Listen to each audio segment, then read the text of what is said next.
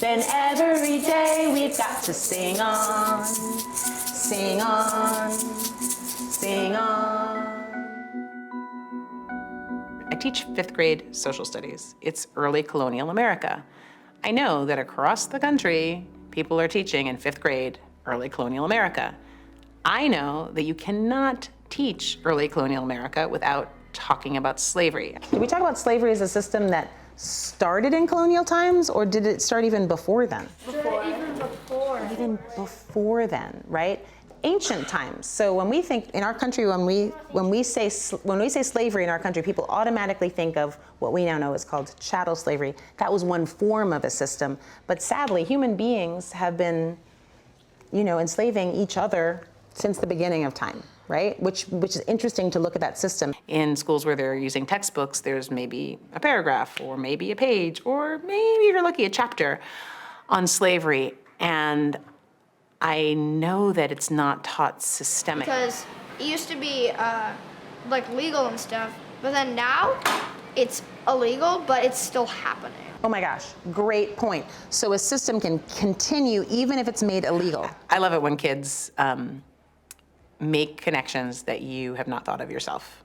Right? What you're talking about? Yeah. How does it connect to this one? I mean, well, it is still there, but you just can't see it. Still there, but you can't see it. You have to look really hard to see it, right?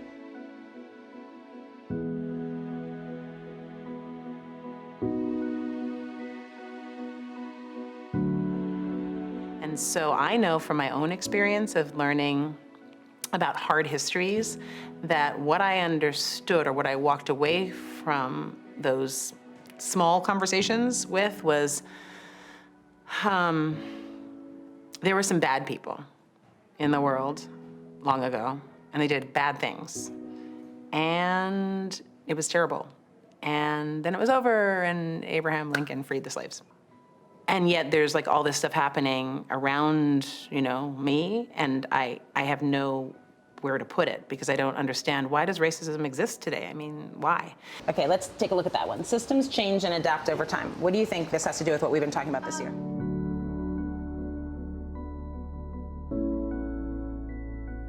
I think, slavery from a long time ago is completely different from modern day slavery, because slavery from a long time ago was affecting people of color, and now And wait, sorry, let me just clarify. You mean slavery from a long time ago in America? Yeah, in America. Okay.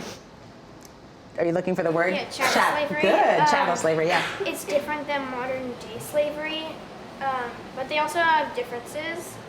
They have similarities. Yeah, I love it. And that's how you know that it's part of a system, right? If they were completely different and they weren't linked at all, then maybe they wouldn't be part of the same system.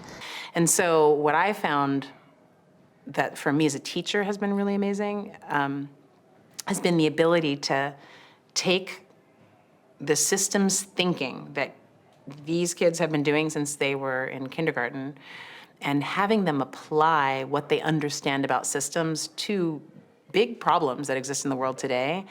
And when they do that, they can start to take the system apart. Can you name any parts of the systems that you think are similar between chattel slavery of long ago and modern day slavery today? Forget Jasper. They would be you can work 3 hours a day and have this lovely house, and you can have this lovely life, and everything could be perfect for you. And then they're human trafficked over there, where it's nothing like that. They basically live there. They work very harsh hours, and they're just. What's the connection when you said over there? What's the connection between chattel slavery and modern day slavery when you said people are moved and trafficking is about moving people? Do you remember? Without their consent. So maybe with their uninformed consent, they don't really know what's happening. What's the common thread that connects chattel slavery, right, from colonial times that we've been studying, to modern day slavery that goes with that thread of moving people? Why move people? Do you remember about other systems that were tried that weren't as successful? I mean, they sort of move them because they don't know what it's like in the other place. Yeah, and what does that make someone if you don't know really where you are? What's that word? If you don't know where you are, you sort of feel vulnerable. vulnerable, right? We've talked about that word vulnerable. They understand systemically that the fifth graders, may not be the ones to end it. However, they can contribute to the system either by not seeing it or they can see it. They can talk about it. They can, be conscious consumers. They can be thinking about where their stuff comes from. They can be tracing their everyday lives. They can be just more aware and awake. And so that's where I hope they land, in a place of like power and feeling like I know myself and I know where I can use my power, and it's because I'm a systems thinker that I know exactly what to do. I'm not lost in the system.